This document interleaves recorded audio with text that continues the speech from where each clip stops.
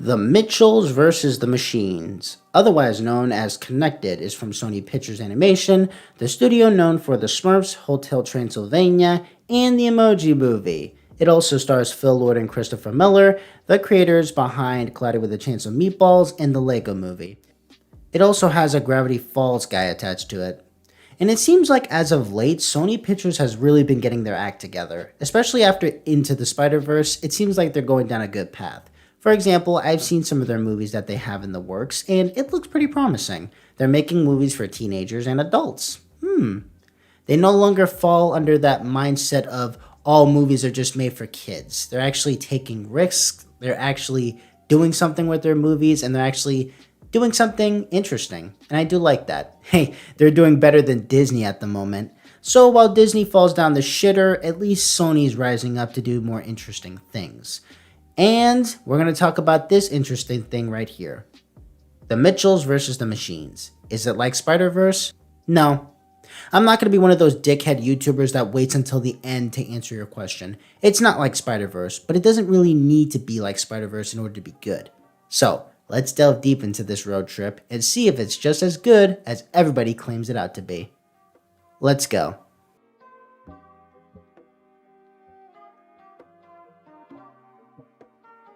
The story focuses on the Mitchell family, consisting of six: Rick, Linda, Aaron, Monty, and Katie, going on a road trip so that they can take Katie to college. But it ends up going south when a robot apocalypse starts to emerge, so this weird, crazy, dysfunctional family have to figure out how they're going to save the world.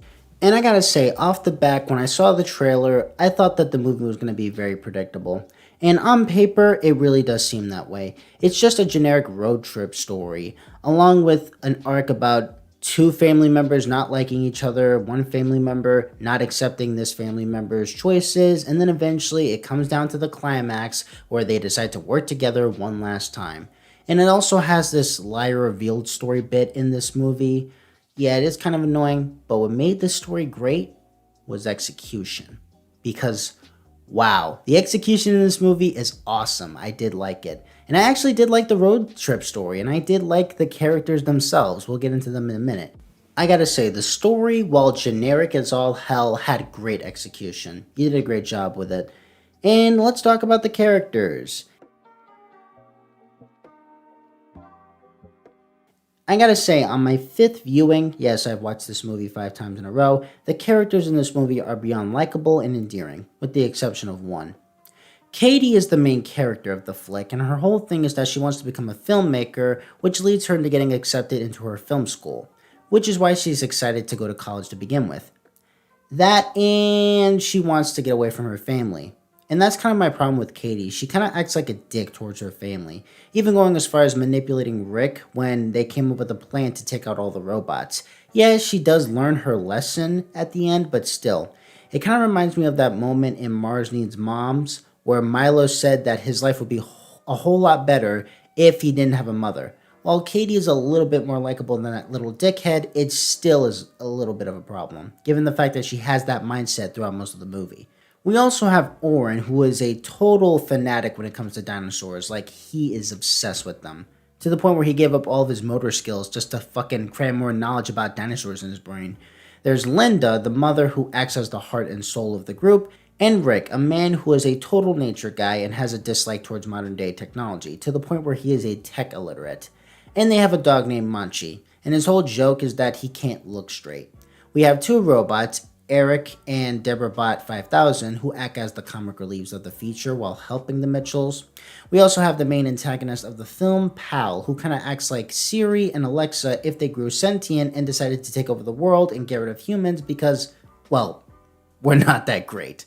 I gotta say, the characters in this movie are great. Yeah, their arcs are kind of very predictable with, as I said before, the whole argument between Kate and Rick not getting along that much, and they grow distant and they don't understand each other, and then eventually it comes down to Katie lying to her dad, and then eventually him having to find out. Luckily, they do come together at the end. Yeah, that's pretty predictable, but still, I did like it because the movie had heart. And it's this dysfunctional family that makes them a delight to watch. I actually laughed my ass off while watching these guys. They're that entertaining. I did love watching them. And I'll watch it for a sixth time, maybe. Maybe.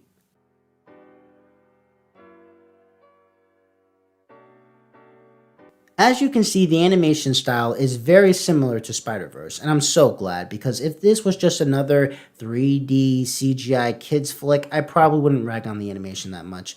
But I gotta give the animation credit because it looks so great. It turns out that this is 2D mocked. They don't take 3D models and they make it like 2D. You see how the characters are flatly drawn? I did like it. It looks so great. The technology we have now makes it possible enough so that they can have this style. And I gotta say, they gotta keep it up, man. It looks great. It looks cool. I did like it. There's even moments, okay, you know how in Spider-Verse where there's little moments where they show like the comic book style? It's kind of similar. Like they have the text box. Yeah, that's kind of the same thing here, except it really does look like Katie made this movie, because there's little moments where she starts drawing all over the place, bit of Photoshop here and there. It's great. The animation in this one is awesome. And that ending battle, it's fire. You gotta watch it for yourself in order to see how cool it is. Overall, I think the movie is pretty strong. Everything from the characters to the writing to the execution to the animation is great. It's awesome. The characters were lovable. My favorite character would be Rick because he's such an endearing character. Yeah, he screws up a lot as the typical dumbass dad, but when he does something, he does it in the hardest way he can. He tries his best to please his family and his daughter, and that's what I like about the character. The animation, as I've said, is fucking awesome. I hope they keep this animation style alive because we need to phase out the CGI. Come on, man. Like, that's overdone as hell. I mean, Disney's using it all the time, so, come up with a different style. And luckily, they're keeping it, and I hope they keep it for these new features, and I'm looking forward to watching them. The story, yes, it is predictable as it has the lie reveal bit. It does have, your typical family road trip movie, but what made it great for me personally was execution, and I really enjoyed it. And it is the most relatable flick I've seen.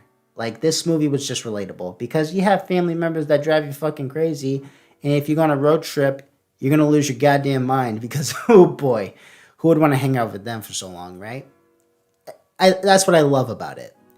But not every movie is flawless because it does have a bit of its problems. Personally, I don't really have much of a problem with product placement, but I gotta mention it now. Yes, this movie does involve product placement given the fact that this is Sony Pictures and they usually have a boner for product placement.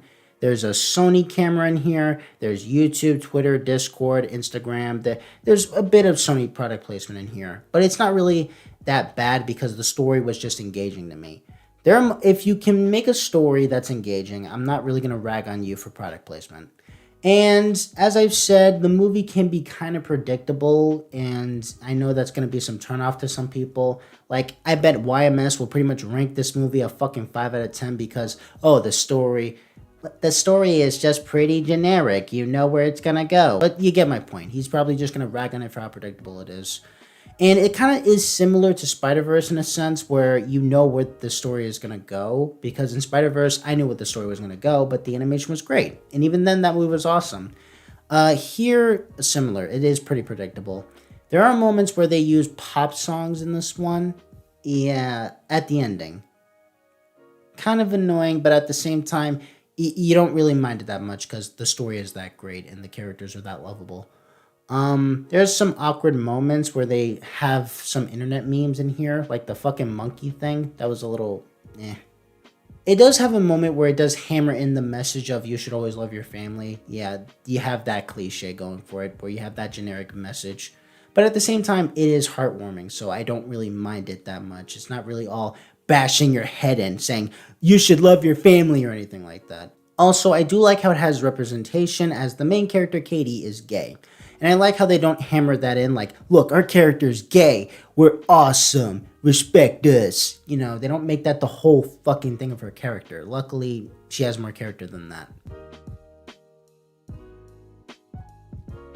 Overall, this movie is pretty great. I do love it. Do I think it's 10 out of 10 worthy? No. Do I think it's Spider-Verse worthy? No. But at the same time, I do enjoy myself watching it. It's funny, it's entertaining, the characters are great. The story, while cliched and pretty predictable, still is pretty engaging as well with execution. And overall, you just have a fun time watching it. If you want to watch this movie, bring your family. Just have them sit down and watch it because it is pretty lovable, it is pretty funny, it's entertaining as hell, and I highly recommend it. It's not like Spider-Verse, but at the same time, it doesn't need to be. They just need to be themselves, and that's what I love this movie for. If you haven't, I recommend The Mitchells vs. the Machines. Give it a watch if you haven't. What's a Furby?